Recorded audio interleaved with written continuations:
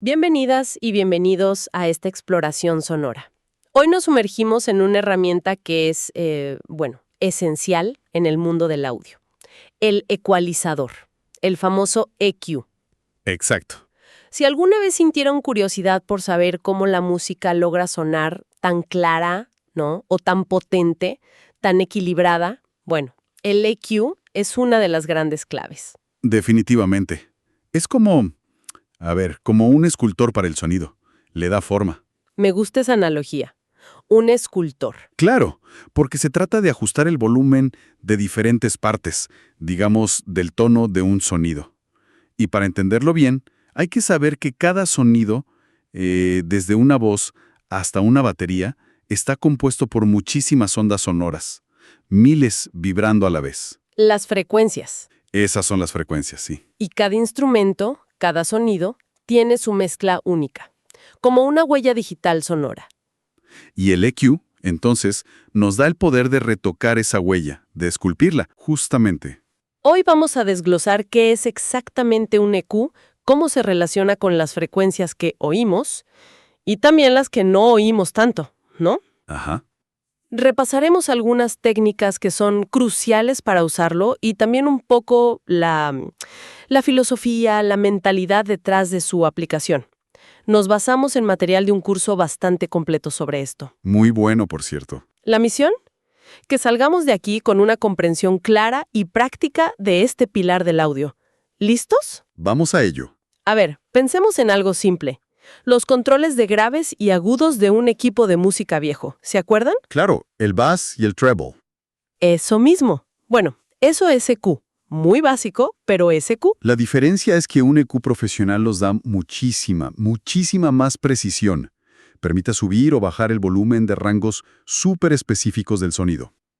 Como usar un pincel fino en lugar de una brocha gorda. Exactamente.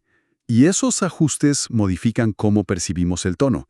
Si realzamos ciertas frecuencias, un sonido puede volverse más, presente, cálido o más brillante. Y al revés, si cortamos otras. Puede sonar más delgado o más oscuro, menos agresivo quizás.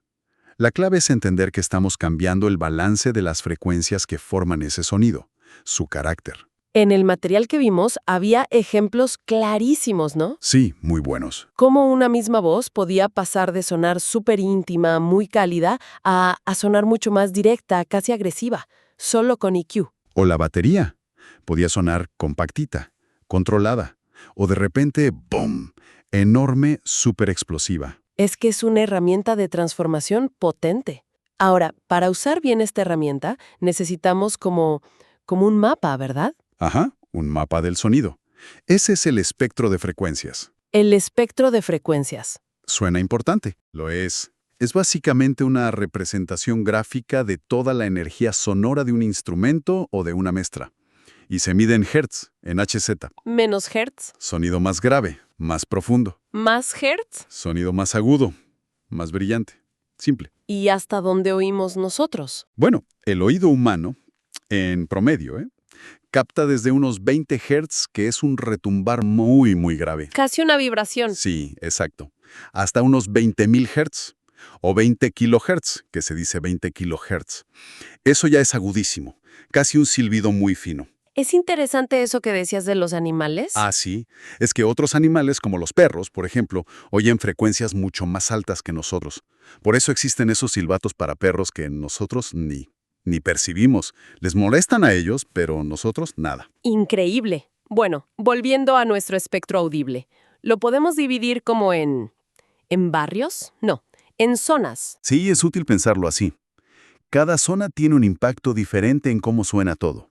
Empecemos por abajo, entonces. Los subgraves. ¿Qué son? A ver, los subgraves, digamos de 20 a 60 Hz, más o menos. Eso es más una sensación física que un tono claro. Es el retumbar profundo que sientes en el pecho en un concierto, ¿viste? O cuando pasa un coche con un subwoofer potente al lado. Eso, esa vibración que mueve todo. Esos son subgraves. ¿Y justo encima? Los graves. Aproximadamente de 60 a 200 Hz. Aquí sí ya hay más tono. Aquí vive el peso, la pegada del bombo, la línea de bajo en mucha música pop, rock, hip hop, electrónica. La base, digamos. La base rítmica y armónica fundamental, sí. Le da cuerpo a la música. Seguimos subiendo, medios bajos, de 200 a 600 Hz. Más o menos por ahí, sí. Esta zona es interesante. Aporta la sensación de cuerpo, de calidez a muchos instrumentos. Las voces tienen mucho aquí, las guitarras. Suena bien, alero.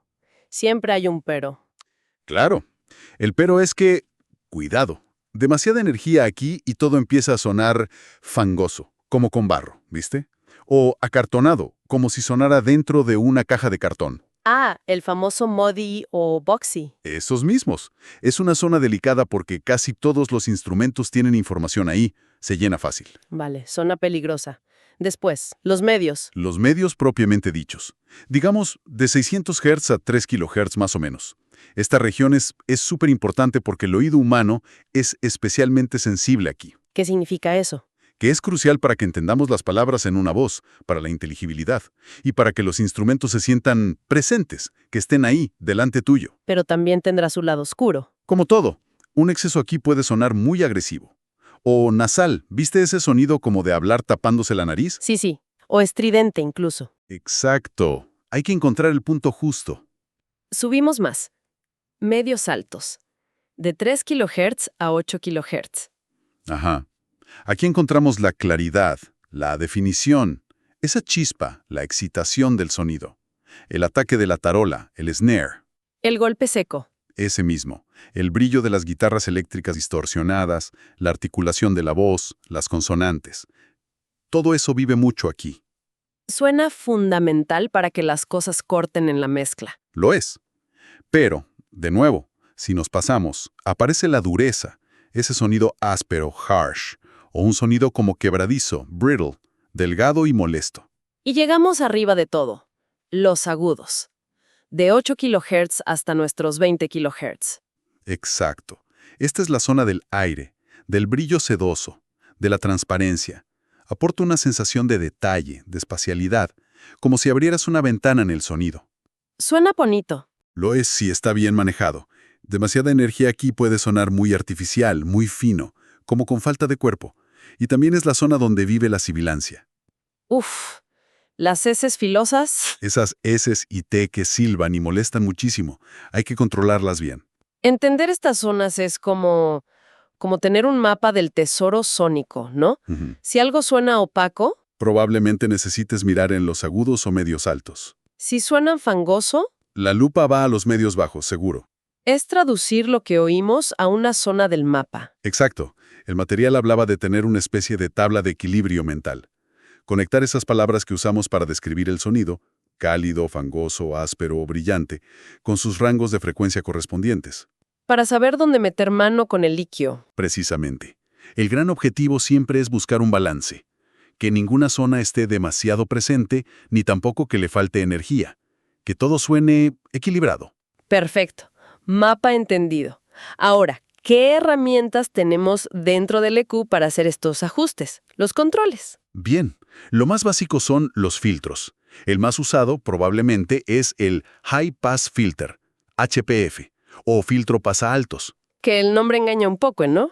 Un poquito sí, porque lo que hace es cortar las frecuencias graves, las bajas, por debajo de un punto que nosotros elegimos, y deja pasar las altas.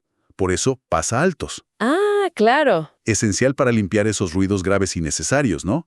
El retumbe del aire, el tráfico. Fundamental. Y su opuesto es el Low Pass Filter, LPF, o filtro pasabajos. Corta los agudos y deja pasar los graves. Vale, filtros entendidos. ¿Qué más? Tenemos los filtros shelving, como una repisa o un estante. Estos suben o bajan toda una sección del espectro. Todos los graves por debajo de X frecuencia o todos los agudos por encima de Y frecuencia, de forma pareja. Como los controles de tono de graves y agudos que decíamos antes, pero más pro. Más preciso, sí. Puedes elegir exactamente desde qué frecuencia empiezan a actuar. Y luego vienen los controles del EQ paramétrico, que es como el más completo, ¿no? El más flexible, sí. Ahí tenemos, primero, la frecuencia, medida en Hertz, Hz. Esto nos deja elegir el punto exacto del espectro donde queremos actuar, el centro de nuestra acción. Segundo, la ganancia. en decibelios, dB. Exacto. Esto es cuánto vamos a subir o bajar el volumen en esa frecuencia que elegimos. Y aquí aplica eso que comentábamos antes. Lo de los movimientos sutiles. Eso. A menudo, cambios pequeños, de 2, 3, 4 decibeles, son mucho más efectivos y musicales que meterle 10 decibeles de una. Pequeños ajustes que se suman. Aunque a veces hace falta ser más drástico, claro. Y el tercer control clave del paramétrico es la Q, o ancho de banda. La Q. Este define qué tan amplio o qué tan estrecho es nuestro ajuste alrededor de esa frecuencia central que elegimos. ¿Cómo sería eso? Imagina, un Q muy estrecho, muy finito, es como un bisturí láser, perfecto para hacer cirugía sónica, para quitar una resonancia muy específica sin tocar casi nada alrededor. Entiendo. ¿Y un Q amplio? Un Q amplio es como una brocha, afecta un rango más grande de frecuencias de forma más suave. Es ideal para moldear el tono general, para darle forma de manera más musical, digamos. Con estas herramientas vienen las técnicas.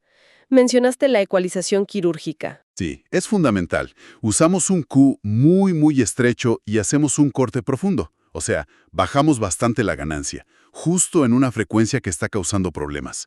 Típicamente una resonancia. ¿Y esas resonancias qué eran exactamente? ¿Notas rebeldes? Algo así. Son frecuencias específicas que, por la acústica de la sala donde se grabó, o por cómo está construido el propio instrumento, suenan mucho más fuerte que el resto.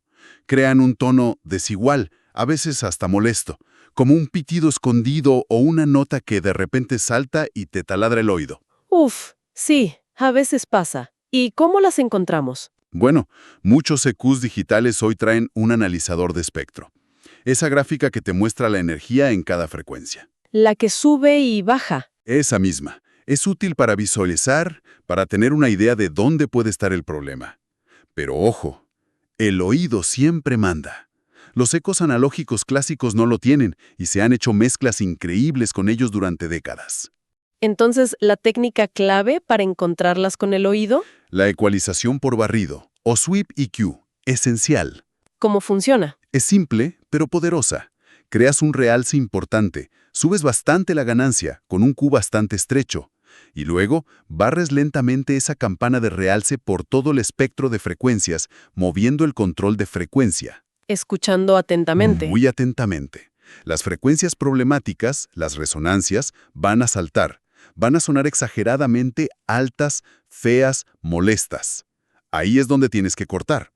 El material mostraba cómo hacer esto en guitarras, baterías, pianos. Sirve para todo. Es como pasar un detector de metales sobre el sonido. Exacto. Muy buena analogía. Y mientras hacemos todo esto, mencionaste algo crucial. La gestión de ganancia, el gain staging. Absolutamente crucial. Porque nuestro oído nos engaña muy fácil. ¿En qué sentido? En que lo que suena más fuerte casi siempre nos parece mejor, aunque no lo sea tonalmente. Ah, claro. Si subo una frecuencia y eso hace que todo suene más fuerte, voy a pensar qué bien suena mi EQ. Exacto. Aunque quizás solo empeoraste el tono, pero el volumen te engañó. Por eso, después de ecualizar, es vital ajustar el nivel general de salida del EQ para que el volumen percibido sea el mismo con el EQ activado y desactivado en bypass. Para poder comparar peras con peras. Justamente. Así puedes juzgar si el cambio tonal fue realmente una mejora o no. El material recomendaba usar medidores BU, que miden el volumen promedio más parecido a cómo oímos nosotros, en lugar de solo mirar los picos digitales, de BFS. Incluso mencionaron un plugin gratuito. Sí, el MD Meter 2 de TV Pro Audio. Una buena ayuda para esto. Y para rematar este tema del autoengaño, está la prueba AB. La prueba de fuego. Después de ecualizar y ajustar la ganancia para que suene igual de fuerte, cierras los ojos, activas y desactivas el EQ rápidamente varias veces, sin mirar como para despistarte. Y luego te preguntas honestamente. ¿Cuál suena realmente mejor? ¿El cambio aportó algo bueno o no? A veces nos damos cuenta de que estábamos empeorando las cosas sin querer. Es una dosis de realidad auditiva necesaria. Bien, tenemos las herramientas, las técnicas, pero ¿para qué hacemos todo esto? ¿Cuáles son los objetivos principales al usar EQ? Se podrían resumir en, digamos, 4 metas principales. La primera, limpiar. Quitar lo malo. Eso. Quitar ruidos no deseados. El zumbido de 60 ciclos de la red eléctrica, el retumbe grave del aire acondicionado que se coló. esas resonancias molestas que encontramos con el barrido. Dejar el sonido base lo más limpio posible antes de empezar a embellecer. Segunda meta. Mejorar. Aquí se trata de equilibrar el tono de cada instrumento individualmente. Hacer que esa guitarra, esa voz, ese bajo, suenen lo mejor posible por sí solo. Resaltar sus características buenas y atenuar posibles cositas feas que tenga el sonido grabado. Tercero. Crear espacio. Esto ya es pensando en la mezcla completa. Claro. Aquí esculpimos cada sonido para que no se pelee con los demás por las mismas frecuencias. Si el bajo y el bombo chocan mucho en los graves, usamos EQ para darles a cada uno su propio huequito en el espectro. Como organizar un armario para que todo quepa bien. Exacto. Evitar que todo se amontone y se haga una bola de sonido confusa. Que cada elemento tenga su lugar y se entienda bien. Y la cuarta meta sería... Equilibrar la mezcla general. Asegurarnos de que el resultado final, la suma de todo, suene coherente, agradable. Que no le falten graves ni le sobren agudos. Que funcione bien en distintos sistemas. Auriculares, el coche, un equipo grande. Leí algo interesante sobre eso, que antiguamente existía el rol de ingeniero de balance. Es verdad.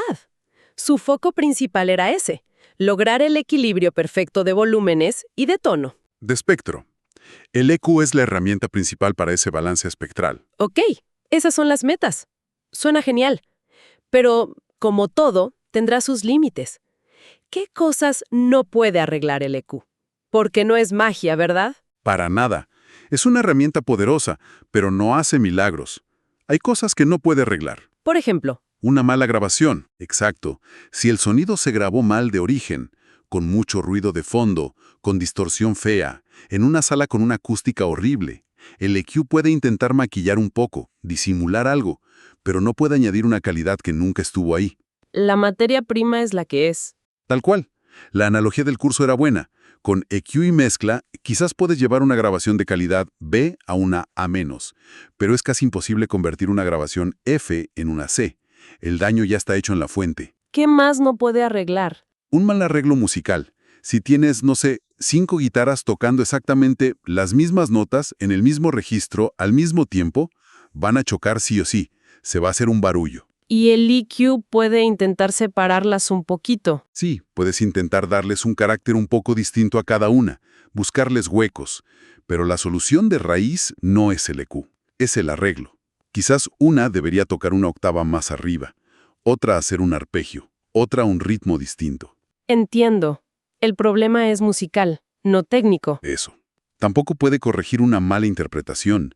Si el cantante desafinó mucho, o el baterista tocó fuera de tempo, o el guitarrista tocó sin ganas, sin emoción, el EQ no va a arreglar eso. Esos son problemas de ejecución. Y a veces ni siquiera es un problema de EQ. Exacto. A veces lo que percibimos como un problema de tono, que algo suena mal o molesto, es simplemente que está demasiado alto o bajo en la mezcla. Un mal balance de volumen. El famoso fader. El fader es el primer EQ. Y el más importante.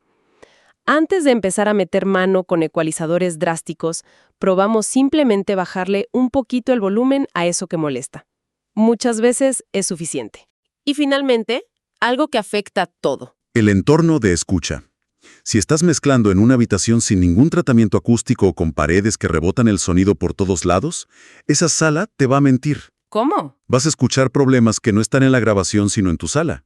Por ejemplo, unos graves exagerados por culpa de las esquinas. Y vas a usar el EQ para cortar esos graves. Y cuando escuches la mezcla en otro lado, sonará sin graves. Exacto. Porque hiciste ajustes para compensar los problemas de tu sala, no los de la mezcla real. Por eso es tan importante tener un entorno de escucha lo más neutro y controlado posible. Si no, tus decisiones de EQ no se van a traducir bien a otros sistemas. Vale. Conocemos los objetivos, conocemos las limitaciones. ¿Qué hay de la filosofía al usarlo? Los principios guía. Sí, hay algunas ideas clave. La primera, y para mí la más importante, ecualizar con intención. No tocar por tocar. Exacto. No aplicar EQ porque sí, o porque leíste en un foro que a las voces siempre hay que cortarles en 300 Hz. No. Primero, escucha. ¿Hay realmente un problema? ¿Qué quiero lograr con este sonido? ¿Necesita más brillo? menos barro, identifica un problema real o una meta sonora específica, y luego, solo luego, usa el EQ como herramienta para llegar ahí. Tiene todo el sentido. Segunda filosofía. La que ya mencionamos un par de veces. La preferencia por movimientos sutiles. Las mezclas profesionales, las que suenan naturales y cohesionadas, suelen estar hechas con un montón de pequeños ajustes de EQ, cortes o realces de 1, 2, 3, 4 dB en muchos canales. Que sumados hacen la diferencia. Exacto. Los cambios drásticos, los cortes o realces muy grandes, son totalmente válidos, ¿eh? A veces son necesarios o son una decisión creativa audaz, pero no deberían ser la norma para todo. La sutileza suele ser más musical a la larga. Y la tercera filosofía. Es ver todo esto, todas estas técnicas y rangos de frecuencia, como guías, no reglas. Son puntos de partida excelentes. Saber que los medios bajos suelen dar cuerpo pero pueden embarrar, o que los medios altos dan presencia pero pueden ser duros, es información valiosísima. Pero no son mandamientos. Para nada. El oído y sobre todo el contexto musical de esa canción específica son los que mandan al final. Lo que funciona genial en una pista de rock quizás no funcione en una balada acústica. Hay que adaptar. La analogía del curso era buena. La del cocinero y el chef, ¿no? El cocinero sigue la receta al pie de la letra. El chef conoce las reglas, entiende los ingredientes y las técnicas y por eso sabe cuándo y cómo romper esas reglas de forma creativa y efectiva. Me encantó. Hay que aspirar a ser chefs del sonido. Bueno, nos hemos centrado mucho en los controles del EQ paramétrico, que es como el estándar. Pero mencionaste al pasar que hay distintos tipos de EQ. ¿Podemos darles un vistazo rápido? Claro, para tener una idea general. Ya hablamos del paramétrico, el más flexible, con control total de frecuencia, ganancia y Q, y del gráfico, el de los faders, en frecuencias fijas, más común en vivo por ser rápido y visual. ¿Qué otros hay importantes? Bueno, está la distinción clásica entre analógico, hardware físico, a veces con un carácter sonoro particular, y digital, software, plugins, que pueden ser súper precisos y ofrecer funciones extra. Y dentro de los digitales mencionaste algunos interesantes. El dinámico. Ah, sí, el EQ dinámico. Es una herramienta increíble. Imagina un EQ normal, pero que solo actúa cuando el sonido en esa banda de frecuencia específica supera un cierto volumen, un umbral. Ah, como un compresor, pero solo para una frecuencia. Exactamente. Es como un compresor multibanda, pero aplicado con la precisión de un EQ paramétrico. Es genial para controlar cosas que solo molestan a veces. Una resonancia que solo aparece cuando el cantante grita, o una aspereza en la guitarra que solo salen los acordes fuertes. Actúa solo cuando hace falta, sin tocar el sonido el resto del tiempo. Suena súper útil para problemas dinámicos, claro. Muchísimo. Luego está el EQ Mid-Side. Este divide la señal estéreo en dos componentes. El mid, o centro, lo que suena igual en ambos altavoces, la parte mono, y el side, o lados, las diferencias entre los canales, la parte estéreo. Y permite ecualizar cada parte por separado. Eso mismo. Puedes, por ejemplo, darle más brillo solo a los lados para abrir la imagen estéreo sin afectar la voz que está en el centro, o cortar graves en los lados para que el bajo y el bombo queden bien sólidos en el centro. Te da un control sobre la espacialidad muy interesante. Otra herramienta poderosa. ¿Algún otro tipo relevante? Bueno, hoy en día están surgiendo los EQs inteligentes o Smart EQs. Usan inteligencia artificial para analizar el audio y te sugieren una curva de ecualización. ¿Funcionan? Pueden ser un punto de partida útil. A veces te descubren algún problema que no habías notado, pero no hay que confiar ciegamente en ellos. Son una ayuda, una sugerencia. El criterio final y el ajuste fino siempre dependen del oído entrenado y de la intención musical. No reemplazan el saber hacer las cosas uno mismo.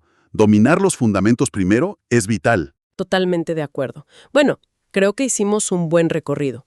Resumiendo, el EQ es esta herramienta potentísima para esculpir, para dar forma al sonido. Sí, La clave parece estar en entender bien ese mapa del espectro de frecuencias, ¿no? sí. Saber qué pasa en cada zona Fundamental. y dominar las herramientas y técnicas básicas, los filtros, el Q, el barrido para encontrar problemas, los cortes quirúrgicos. Y sobre todo, aplicar cada cambio con una intención clara. Preguntarse, ¿por qué estoy haciendo esto? Y escuchar críticamente si realmente mejora el sonido. Exactamente. Y no podemos olvidarnos de algo que también mencionaba el material, la importancia del entrenamiento auditivo. Hay que educar al oído. ¿Cómo se hace eso? Bueno, practicando la escucha enfocada. El material daba ideas curiosas como la técnica del banco, sentarse en un banco, en la calle o un parque y tratar de identificar y aislar mentalmente cada sonido que escuchas. El coche, los pájaros, la gente hablando. Interesante ejercicio de concentración auditiva. ¿Sí? O la técnica de las vocales, que asocia los sonidos de las vocales U, O, A, E, I con distintos rangos de frecuencia para ayudarte a identificarlos. Además, claro, de usar programas específicos de entrenamiento como Train Your Ears o Sound Gym. Y usar referencias. Fundamental. Comparar constantemente nuestro trabajo con mezclas profesionales que nos gusten y suenen bien en todos lados. Esas pistas de referencia son nuestra guía. Nos ayudan a mantener los oídos calibrados y a tomar mejores decisiones. Todo es mundo por explorar y practicar. Y para cerrar, nos queda esa reflexión que surgió. Si el EQ nos permite alterar tanto el balance fundamental de frecuencias que define el carácter de un sonido, Ajá. ¿cuánto podemos modificar antes de que ese sonido pierda su esencia? Antes de que una guitarra deje de sonar a guitarra y se convierta en otra cosa. Es una muy buena pregunta. ¿Dónde está esa línea entre mejorar, realzar, limpiar y transformar algo hasta hacerlo irreconocible o artificial? Exacto. ¿Dónde trazamos esa línea al esculpir el sonido? Una pregunta para seguir pensando y sobre todo escuchando. No hay una respuesta única, ¿no? Depende del contexto, de la intención. Sin duda. Pues con esa pregunta nos despedimos por hoy. Gracias por acompañarnos en esta inmersión sonora. Un placer, como siempre. A seguir escuchando y ecualizando.